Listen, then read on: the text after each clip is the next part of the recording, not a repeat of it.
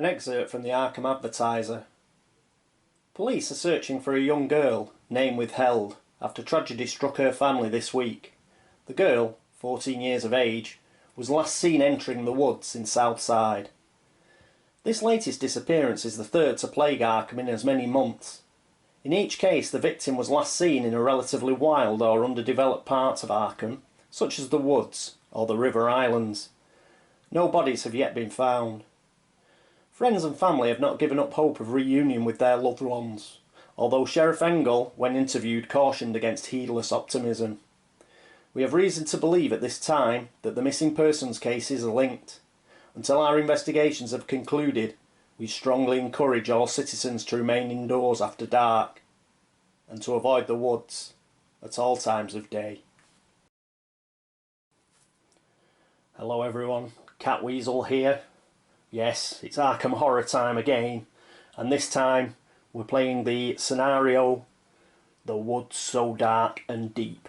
It's another scenario by Kung Fro off Board Game Geek, an introductory one, and in keeping with the other ones, what we've had to do is we've removed some cards and we've removed some monsters and put other cards in and what have you, in order to improve the thematic experience.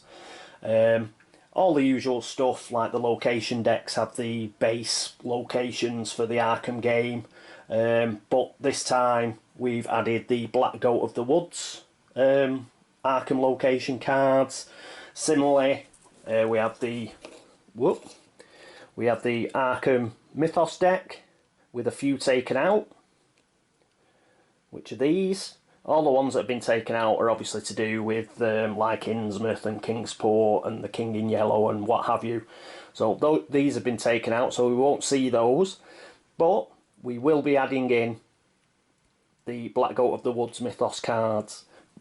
These do have an additional function in this game because they introduce gate surges. Here they are. If we get one of these with a red gate, what that means, if we'd sealed it with an elder sign, then the elder sign disappears. This will override a sealed gate, so we don't want many of these.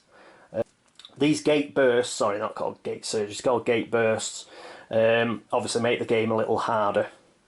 Previous to this, if we sealed a gate, we could just forget about it. We can't really forget about it now. We just hope every time we turn a Mythos card we don't get one of these, and if we do get one of these, then there isn't a seal. So that's an additional thing we'll see in this particular game. What else? Oh yes, the gate cards. Similarly, again, a few gates have been taken out. A Plateau of Leng, a Dreamlands and a Relay. Again, those really relate to other expansions. And though we'll still have gates to relay the Plateau of Leng and the Dreamlands, it just reduces the chances of them coming up. We could do with Yuggoth coming up, for example, because that's where Shub Niggurath hangs out, along with the Mygos and what have you. So it just makes it just improves the chances that that's going to happen. So these will go back to the box. Similarly, we have the usual Arkham gate deck. And we have the Black Goat of the Woods gate deck. I'll shuffle those together in a bit, just like I'll shuffle together the Black Goat Mythos and the Arkham base game Mythos. Additionally, from the Curse of the Dark Pharaoh, we're going to use one of these dual coloured cards again. We used it last time in the King in Yellow for Hasta, and instead of Yuggoth we were going to use Lost Carcosa. Well, this time it is for Shub Niggurath, and it will apply to Yuggoth. So if we get this one, similar to the very first playthrough we did Cool Air, we'll have to fight him in his other world, in his dimension. So we don't want to get that one, and that one will be shuffled in as well. So all the usual stuff, all the other decks, skills, unique items, common items and spells. Took out all the King in Yellow ones from last time, and there was a couple of Kingsport I put in, I think, as well, that were like sort of theatre based. And we've done a similar thing this time. We've took out certain spells, We took out, well, those were unique items. Took out certain spells and unique items that we're not going to use, and we've also added a few. We've added the Black Goat unique items, the Black Goat common items, and all that sort of stuff are in there. We also added a skill from Miskatonic, which is Initiate, and I'll talk about that a bit further later on. Right, so all the decks have been prepared. I'll just shuffle them and I'll put them in the usual place. Other additional bits and bobs are that, as usual, we'll use the personal stories and we will use the relationship cards. To get onto specific special cards for the Black Goat of the Woods, we have the Cult of 1,000 membership. And what this is Shub-Niggurath is the Black Goat of the Woods, and he's also like, and she, I keep calling him, it is a she. She's also the mother of the 1,000 young. And the cultists, well, they all follow this cult. And the whole idea of this expansion is like you're fighting these evil cultists who come to Arkham. They're sacrificing like children and stuff out in like the Black Cave and the Unvisited Isle and the woods in order to appease Shub-Niggurath. So what you can do is you can try and infiltrate these cultists, and when you do, you get one of these membership cards. So what does that entail? Well, if you become one of the 1,000 cult member, it means you can use the I don't need them all, I'll pick them up after. These special encounter cards, which are very similar to the Curse of the Dark Pharaoh. Remember with the ancient exhibit, and you'd have a special encounter? Well, these encounters don't work in the streets. These work on the Unvisited Isle, the Black Cave, and the woods. And if you have one of the 1,000 cult membership, you take one of these encounters and you resolve it as per the text. So that's what they are. As part of that, depending on what happens, you may have to take a corruption card, and there are two types of corruption card for the Black Goat of the Woods. There's a green corruption card and there's a red one. As you've probably no doubt worked out, the green ones are bad, the red ones are extremely bad. So what I do to prepare that deck is I'll shuffle the green ones, shuffle the red ones, and then the green stack goes on top of the red stack. So as we have encounters and draw the actual corruption cards themselves, we start with the easier ones first, but the more that we draw, we get through to the red ones, and the red ones aren't very nice at all. If you run out of corruption cards, say you cycle all the way through the deck because you don't shuffle them, as soon as you run out of corruption cards, Shub-Niggurath, she gets up, she's awake, and she's not very happy. So that's just another way that the Ancient One can awaken. Okay, so I'll do that in a bit. What else have we got to do? Well, we've got to pick our investigators. One investigator is picked for us, and that is Jenny Barnes, the dilettante. And what it is, I'll read her personal story in a bit, but cut a long story short, she's come looking for a sister who's got involved with these cultists. So that's her angle on the Black Goat of the Woods, and hence, because that's part of a personal story, she's like part of this. She's part of this playthrough. It just helps with the theme. Right, that means we've still got 3 other investigators to choose. So similar to last time, we've took a few out who will be involved in later playthroughs. But we've got a big deck of investigator cards here, which we'll go through in a second. And oh, another quick thing is, I'll take you quickly through Shub-Niggurath. I've just took a picture of her player card, well, Great Old One card, and I'll go through that. And we'll also be using the Herald. The reason we're using the Herald, because it's not actually part of the scenario, is just to make it a bit harder. It's a bit cheeky of me. I've managed to win 3 in a row to actually do this without the Herald. So I'm going to do it with the Herald, But Kung Fro, whose actual scenario it is, in the thread about his scenarios, he has mentioned you can use the Herald, but to use everything on it apart from putting a Doom token on Shub-Niggurath's Doom track when there's a monster surge. So what I'll do is I'll follow that advice, but I will also get a slight advantage, and you'll see that in a minute, back. But something else that I'm doing just for theme. Right, oh, and also, because we've got Shub-Niggurath, again, we're using the Epic Battle cards, and we've got Shub-Niggurath's 3 cards here. So we'll be using those as well. Right, let me set up all the cards and everything, and then we'll pick our investigators. Okay, welcome back. So, shuffled everything, it's all been put away, so let's find out who our investigators are. Give them a quick shuffle. We're going to roll the dice anyway, but just give them a quick shuffle. We've already got one investigator, that's Jenny Barnes. This time I'm going to roll a d12, because when I roll a d20 I seem to roll 20 all the time.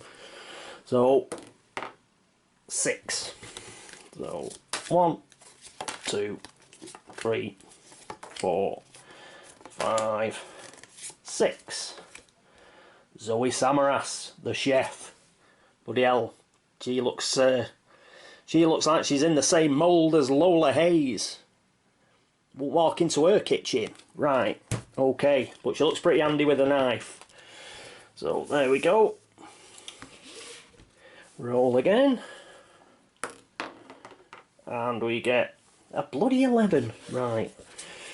1, 2, 3, 4, 5, 6, 7, 8, 9, 10, 11. Rex Murphy, the reporter. Cool. And let's go again. 8. So 1, 2, 3, 4, 5, 6, 7, 8. Ashcan Pete, legend. Right, oh, so that's 3. Put all the rest of these away for the time being. Hopefully we won't need replacements. So let's have a look at our investigators.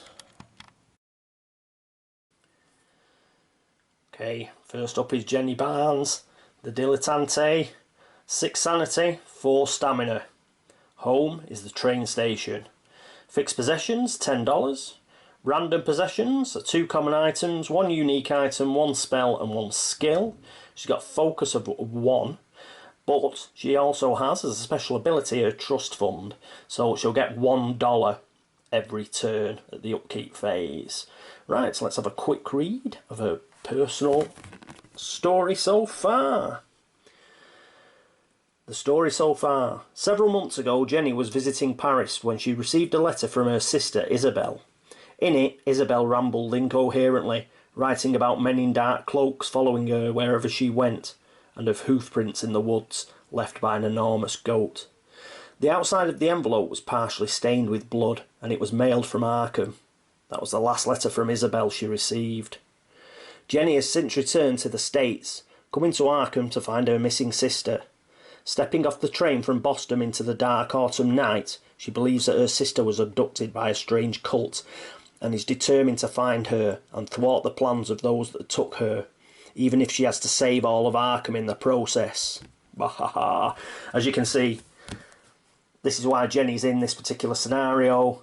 Very Black Goat of the Woods. And because of that, let's just pop her into her player tray. Because of that, what I've decided to do is I've decided to give her, to start with, a 1 of the 1,000 cult membership. The way I'm going to explain that is, as part of the letter that Isabel sent her, there was going to be a membership card in it. Her membership card, Isabel's membership card. That's why the men were following her. She's a flighty piece, just like her sister. and she got in with a bad lot, got in with these cultists, and before she knew where she was in too deep. So what she's done is she's taking this cult membership and she's going to use it to infiltrate the cult and try and find a sister. Because of that, for a skill, I've given her Initiate. So let's have a quick read. This is the one you put in from Miskatonic University Skills. When you receive this card, draw a 1 of the 1,000 cult membership, which she has done. When you draw a cult encounter card, draw an additional cult encounter card, choose one to resolve, then discard the other. That is nice, and it's very nice, but that is another reason why I'm using the Herald, because otherwise it'd be horrendously cheeky to give her that. But what I want to do is I want to have a more thematics experience in this game. We didn't really get it in the King in Yellow. The reason for that was the more thematic the King in Yellow gets, the more likely you are to get beat. Consequently, I wasn't very keen to let the axe run through, and I certainly wasn't very keen to let the terror track go up. So by keeping a really close lid on those, you didn't really get to see much of the King in Yellow. This will give us a chance to see the encounter cards, and it's pretty thematic because Jenny's looking for a sister. It'll give her, and I think it's fair enough. So long as we use the Herald and make the scenario a bit tougher, we'll offset the fact that I've given her the Initiate and the 1 of the 1,000 cult membership. But I'm in it for the story, so I think that'll be pretty cool. Right, next up, but bear that in mind, if you were playing this normally, you wouldn't do that.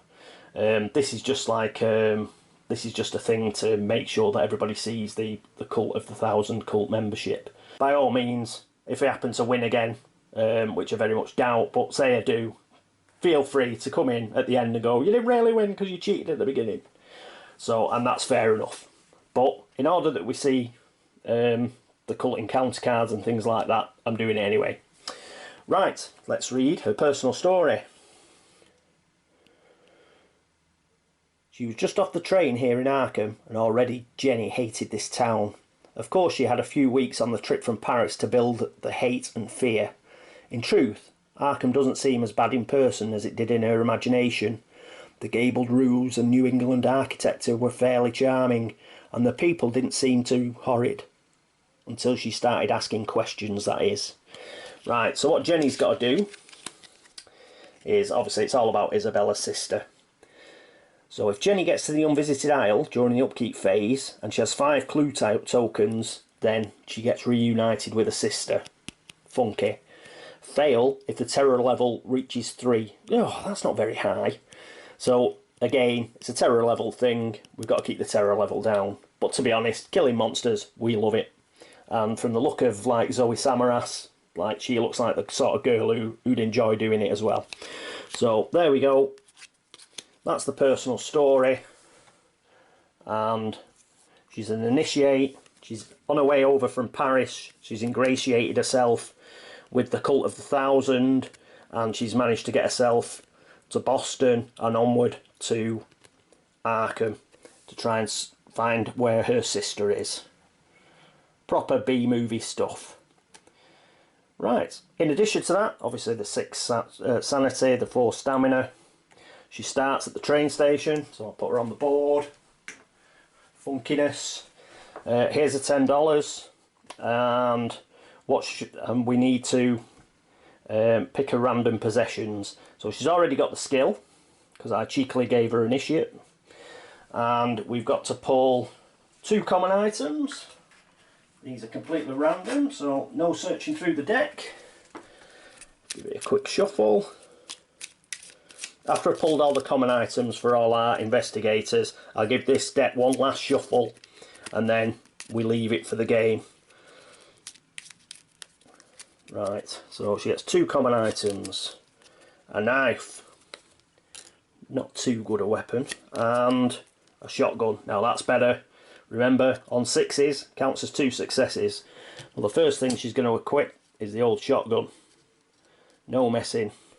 The knife, She may trade that off if nobody's got a weapon. Another investigator's not got a weapon, she can trade that off. Okay, so that's the 2 common items. Next up, she has a 1 unique item. Alright, same thing, shuffle.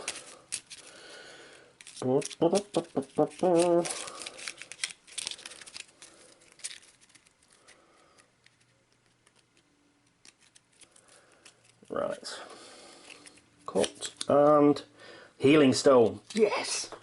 Yes! Excellent stuff. Right, so she gets a healing stone and she gets 1 spell. So, another quick shuffle.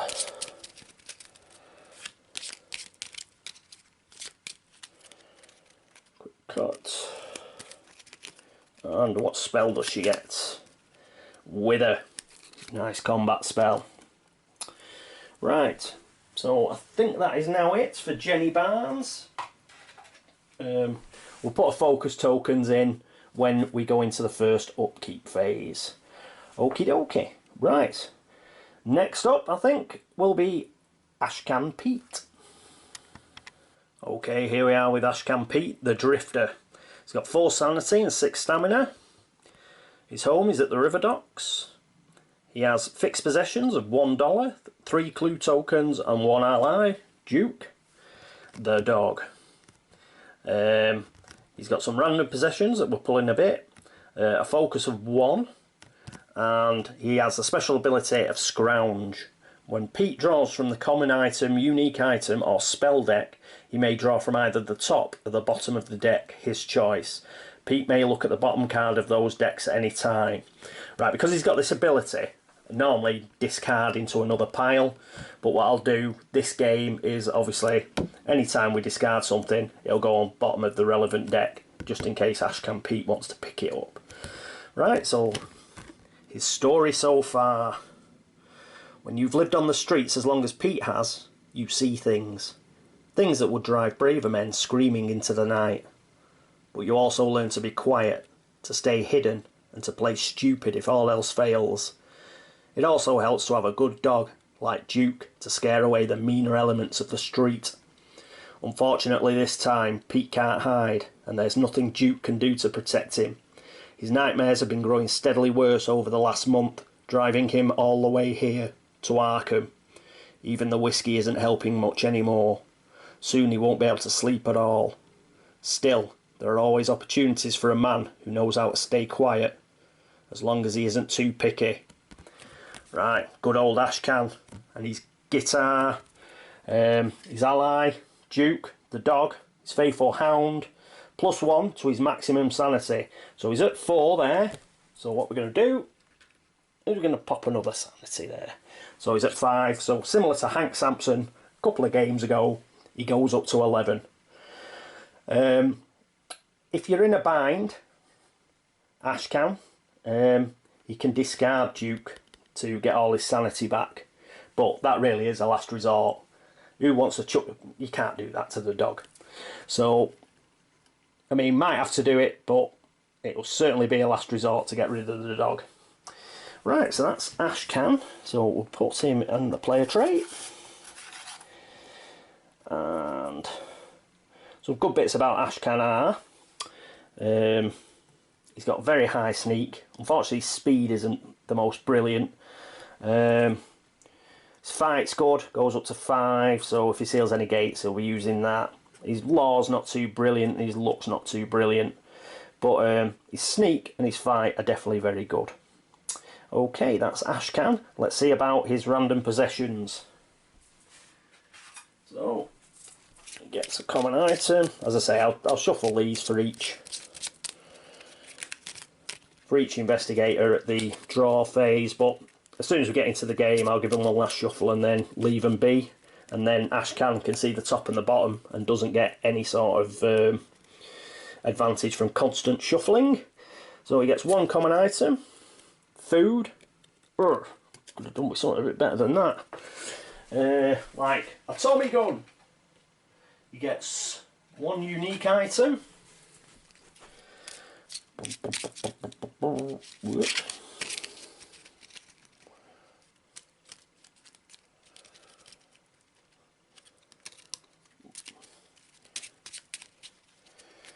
Right.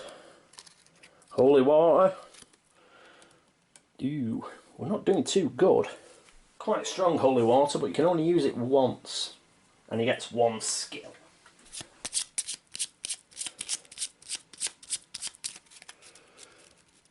Oh, I tell you what we can do.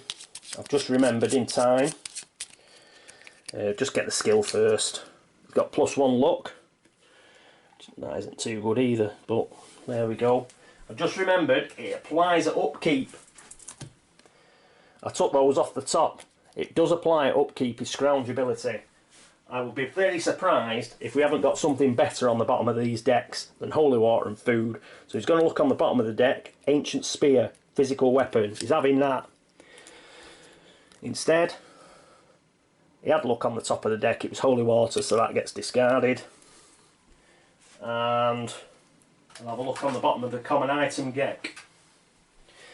As well, on the bottom of there was a dark cloak, +1 to evade checks. Well, it's better than food, so you get that. He doesn't really need it, but he can trade it because he's got 6 sneak if he needs it. So food goes on the bottom. Right. I'll have to stop shuffling them now because Pete started putting stuff on the bottom. So my plan of shuffling for each investigator stops now. Oh, ancient spear, he's going to equip that. Right, and he's got his skill, his common item, his unique item. That is it now for Ashcan Pete. And next up is Rex Murphy. Nearly forgot about Ashcan's personal story, and that wouldn't do. The nightmares just kept getting worse and worse. Last 2 nights Pete woke up covered in sweat. Even Duke was starting to whimper and whine in his dreams. It had to be more than dreams. There had to be some truth out there, hidden away in his nightmares, and it was time for Ashcan Pete to find out what. So, what's he got to do? Powerful nightmares. Pass. If Pete has a Dreamland's Gate trophy, place Sweet Dreams in play. Fail. If there are 5 or more Doom tokens on the Ancient One's Doom track, place Living Nightmare in play. Oh, so he's got to get in a Dreamland's Gate. That's really difficult the way I play, because I don't show what the gates are. So it's looking pretty grim for Ashcan Pete, I'm afraid to say. But we'll see if he can do it. You never know. Right. If we go on close gates, again, rather than sealing gates, he might get an opportunity. Right, so that's Ashcan's personal story. Here we are with Rex, the reporter. 5 sanity, 5 stamina. His home is obviously the newspaper. His fixed possessions are $3, a bloody curse and 3 clue tokens. He has 1 common item, 2 unique items, 2 spells and 1 skill. His focus is 2. His special abilities are investigation. Any phase, when Rex gains 1 or more clue tokens, he gains 1 extra clue token. That's always just 1 extra, it's not like double. And the bloody family curse.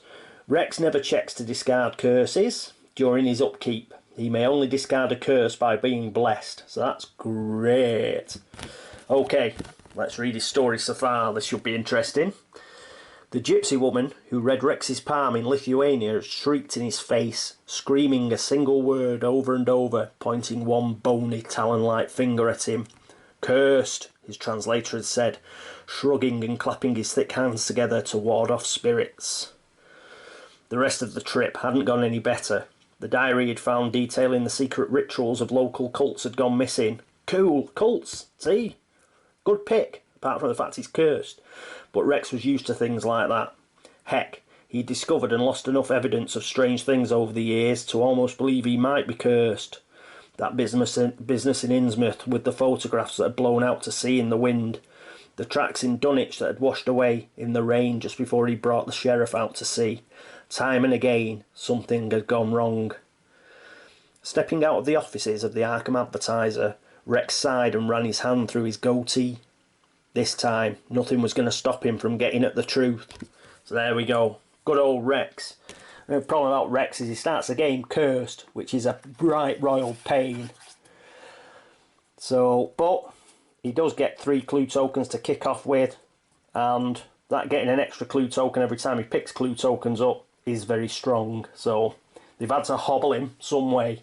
Right, he starts at the newspaper, so I'll put him over at the newspaper, where he's very near Jenny Barnes, who's at the train station. Right, 1 common item. Got to draw this off the top of the deck now, because Ashcan Pete's gone. He gets a cavalry sabre, +2 to combat checks. Well, that's pretty good. That'll do. Put that there. He gets 2 unique items. Again, I think he's getting 2 here because he's starting the game cursed. So, you don't want to be too bad on him. The Lamp of Alhazred. Top. +5 to combat checks. We'll keep the cavalry sabre in reserve. The Lamp of Alhazred becomes his weapon of choice now. He'll have picked that up in his travels. And his second, and he gets holy water again. So, what's somebody who's cursed doing with holy water? But never mind, he's got it. Okay, what else has he got? He gets 2 spells as well. So apart from this curse thing, if we can get rid of the curse quickly, he could be quite a strong character. So his first spell is Flesh Ward. Well, we saw that last time. He can prevent stamina loss from 1 source. And his other spell is Bind Monster. Any phase, cast and discard this spell to pass 1 combat check. You must roll successes equal to the monster's toughness to cast this spell. This spell doesn't work on ancient ones. No, don't like those. One-stop shop things like holy water, dynamite, bind monster. They're not too funky. We might have to use it on a particularly nasty monster. So, okay, that's that. I think for Rex Murphy, there's nothing. Oh, 1 skill. He gets a skill. +1 will. When you spend a clue token to add to any will check, add 1 extra bonus die. +1 will. Let's have a quick look at his abilities. As I say, we'll fill these in. We'll put the focus markers in at the upkeep phase. So his will's 3, so that'll come in. His will wasn't very high, so that'll come in useful. Yeah, so he's got good law. Could make a decent spellcaster out of him if we stop him being cursed. So good law. His speed and his sneak aren't bad. We've just got to get rid of that bloody curse. Right, okay, that's it for Rexy. And next up will be Zoe Samaras, the Nutter Chef. And obviously we've got to do Rex's as well. So, I haven't started the game yet, I'm really on the ball. As the last of his carefully collected photographs and other material evidence blew away in the wind yet again, Rex took off his glasses and resolutely set about cleaning them. As he did so, a passing taxi splashed most of the huge puddle in his face. He spat out some of the muddy water. Terrific. Just terrific. You sound like my kind of guy, Rex. Right, what's he got to do? The search for proof. Pass. If Rex is at the newspaper during the upkeep phase, he may spend 10 clues to place extra in place. 10? Fail. If Rex ever has no clue tokens, place accepted doom in play. Yeah, this is a tough one, this. 10 clue tokens, but at least he gets the extra clue token when he picks one up. But, oh, to give away 10 clue tokens, oh, that's going to be tough. Okay. Right, that's Rex. Now we'll get to Zoe Samaras. And here we are with Zoe Samaras. Would you buy a sandwich off this woman? Okay, the chef. She's got 3 sanity, which is bad. She's got 7 stamina, which is good. But it's the 3 sanity that causes a problem. It's not even very good for fighting monsters because you've got to pass the horror checks and stuff. So it does make it really tricky. So if we can find a way to mitigate against that, we'll have to take it. Okay, she starts at the train station, so she'll be there with good old Jenny. She's got fixed possessions of $2, 4 clue tokens, which is good, 2 common items, a cross and a knife. Now, obviously I had to go through, there they are, I had to go through and get those, which meant that I've now seen most of the deck. But what I'm going to do is, there was the food that was on the bottom, which Ashcan Pete would be able to look at, because he discarded it himself. So, put that to one side. I'll reshuffle these. I should have gone through them all and took them all out before I started, actually, for all the fixed possessions. But I'll reshuffle these up and give them a cut, and we'll stick food on the bottom so Ashcan Pete doesn't get an unfair advantage. Okay, right. She's got 2 random possessions. She's got, sorry, 2 unique items as random possessions and 1 skill. Her focus is 1. Her special ability is Killer Instincts. Any phase, when Zoe makes a combat check against a monster or an ancient one with physical and or magical resistance, ignore that ability. Cool. If the monster or ancient one has magical and or physical immunity, treat it as resistance instead. Okay. She just gets on with it. She fixes them with those crazy eyes and just ignores stuff like that. She gets her hits in. Good. If we can find something like to protect her sanity, which looks like it's really needed, then we might have a real groin puncher here. I'm just thinking, imagine her and Lola on the same team. That'd just be immense. Right, anyway, let's have a look at her story so far. Zoe knew that she was special. She'd known it ever since God had spoken to her one night when she was 6 years old. The night that terrible fire took away her parents.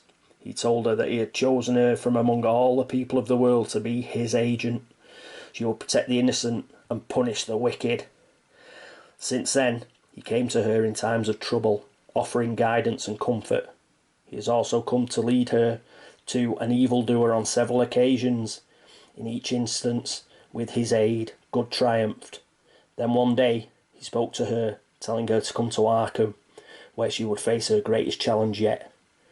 He has not spoken to her since. Now, as Zoe steps off the train onto the platform, obviously come from Boston with Jenny, she fingers her cross, feeling the wrongness of this place in her bones. Perhaps if she cleanses the city of its taint, he will speak to her once again.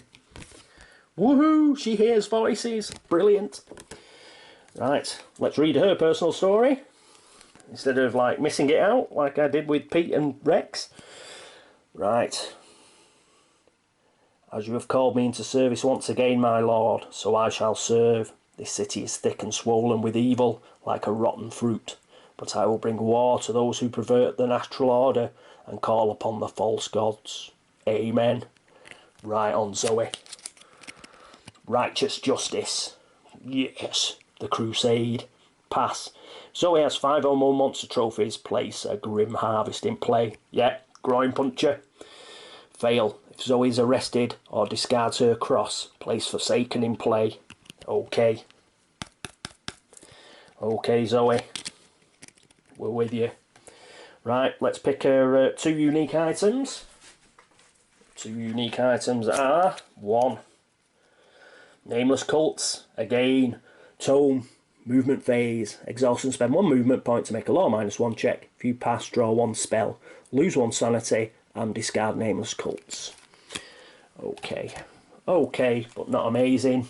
Oh, let's put her in the play tray. In you go, Zoe.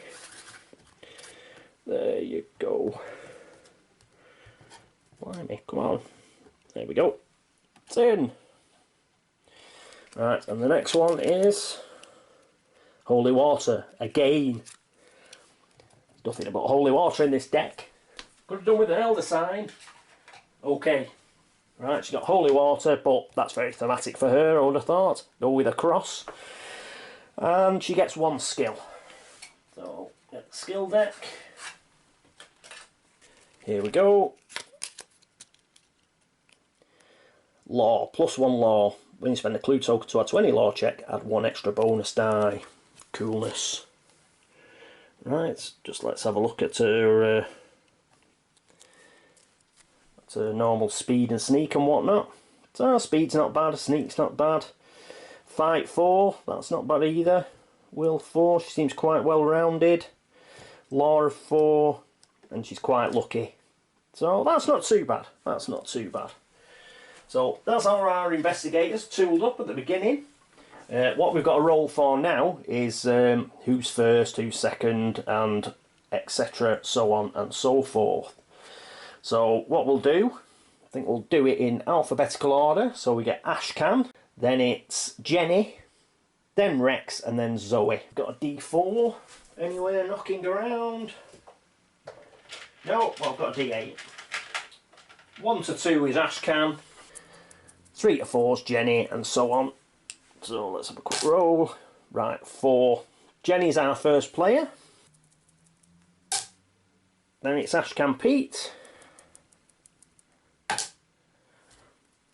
Oh, what we'll do is Rex 1 to 4, Zoe 5 to 8. Roll that again. It's 2, so Rex is third and Zoe's last. So it's pretty much how we went through them anyway. So could have saved myself a lot of bother there. Right, that's our investigator set up. Let's get back to the board. Okay, a couple of last things to do. Obviously, relationship cards. So we'll give them a quick shuffle. And let's find out how everybody gets on with each other. So this will be Jenny Barnes and her relationship to Zoe. They are students of the arcane. After the initial setup, anytime either of you or your partner gains a spell, or from any game effect other than this card, the other draws a random spell from the spell deck. Don't think Zoe's going to be pulling many spells out with 3 sanity, but that's not bad. So there we go. Put that at an angle so we know who it is. Next up is Ashcan Pete to Jenny. The world ain't big enough for us. If you or your partner is in another world location, either of you may exhaust this card before making a check to gain +1 on that check. The Ancient One is awakened. This card may not be used. Okay, that's not a bad one. And that's Ashcan and Jenny. Put that there. Rex and Ashcan are members of the book club. We've had a few of these before, haven't we? Anytime either you or your partner attempts to use a tome, other than as a result of this card, the other may immediately attempt to use the same tome, even if it has been exhausted or discarded. Yes. I think Roland and somebody else have that. Curse of the Dark Pharaoh. And the last one is obviously between Rex and Zoe. Courageous Inspirations. Oh, this sounds new. Either you or your partner may exhaust this card before making a horror check to gain +1 to that check. Good, because a sanity isn't great, so this is a good card for Zoe. Yeah, excellent. So we'll have to remember she's got it. So those are our relationship cards. Next up, we'll have a look through the Ancient One and the Herald, and then we'll pull the first Mythos card. Here she is, Shub-Niggurath, the Black Goat of the Woods. While Shub-Niggurath stirs in her slumber, all monsters have their toughness increased by 1. Oh, god damn it! At the start of battle, any investigator with no monster trophies is devoured. So, monster trophies all the way. Worshippers. Shub-Niggurath's young are numberless. Dark Young have the endless ability. Yep, Dark Young, one of my favourite monsters, and they've now got the endless ability. Brilliant. We'll read the attack this time. He's got physical immunity, but thankfully Zoe makes that physical resistance for herself. Though if it gets that far, we're pretty much hosed. Attack. Each investigator must pass a sneak +1 check or lose 1 monster trophy. In fact, we've got a couple with good sneak. We've all got pretty good sneak, so that's good. Any investigator with no monster trophies left is devoured. Yeah. This check modifier decreases by 1 each turn. So as you do each turn, as you succeed, it becomes 0 and then -1, etc, etc. His doom track is 12, which isn't too bad. Her doom track. It's got calling him a him, it's a her. So pretty cool. Right, put them over there.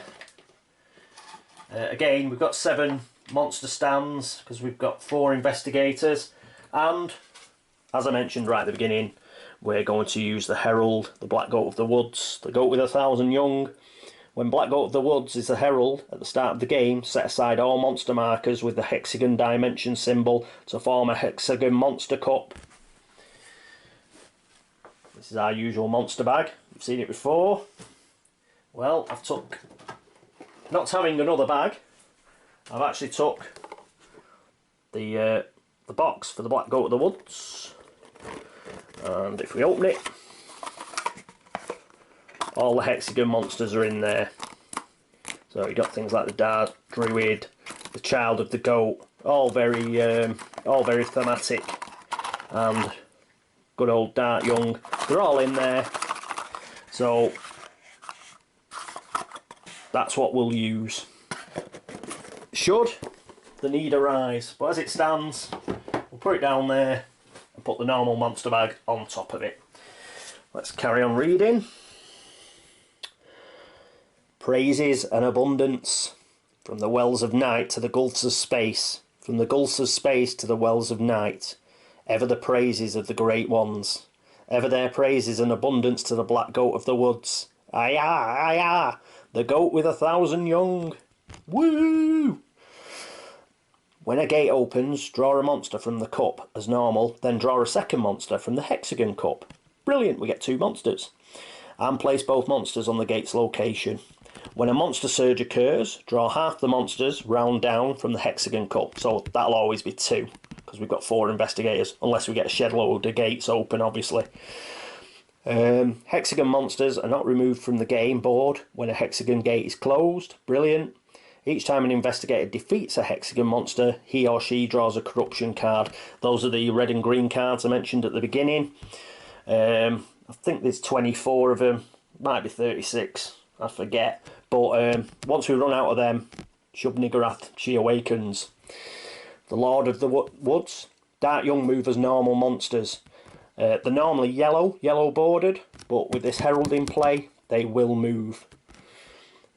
Pagan Rites. This is the one we're not going to do, as per the slight variant that Kung Fro mentions on the BGG website.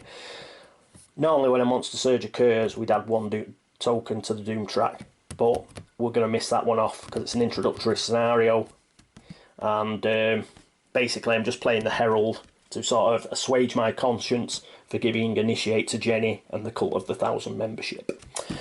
Right, that's the Black Goat of the Woods. Okay, so what we're ready for now is to pull our first gate. Let's get to the board. And here we are in sunny Arkham. Okay, first things first, the Chuckle deck. And let's see what we bring out first. Bring out Strange Sightings. A monster surge occurs. Oh, this is just a great start. However, no gates open this turn. The first player gains 1 clue token. Right, let me work this out, because we have monster surgeness as part of everything. First thing, clue token, a Jenny Barnes. We don't get a gate. But there is a surge. So let's read what happens on a surge. Well, it's if you draw monsters out for a gate. And there isn't. I think we've just been really lucky again. We've basically just got a free clue token. All these don't move because we haven't got any. And what I am going to do though, even though I said we weren't going to add a Doom token for a monster surge, on this occasion I am. Because otherwise that'd just be horrendously freakishly lucky. So I am going to add that Doom token. So Shub gone up by 1, because otherwise that'd just be ridiculous.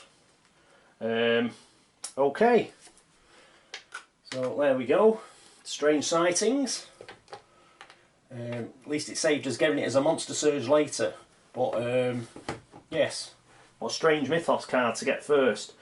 Okay, so that means it looks really strange because we haven't got a gate open. But it will give us one turn in which to do some trading, perhaps buy some stuff, so on and so forth. So I think I'll have a think about that. And anyway, thank you very much for watching. Sorry again, it's probably been horrendously long yet again as part of the introduction. But I hope you join me next time for first term proper of Arkham Horror, The Wood So Dark and Deep. This is Catweazle signing off. Toodaloo.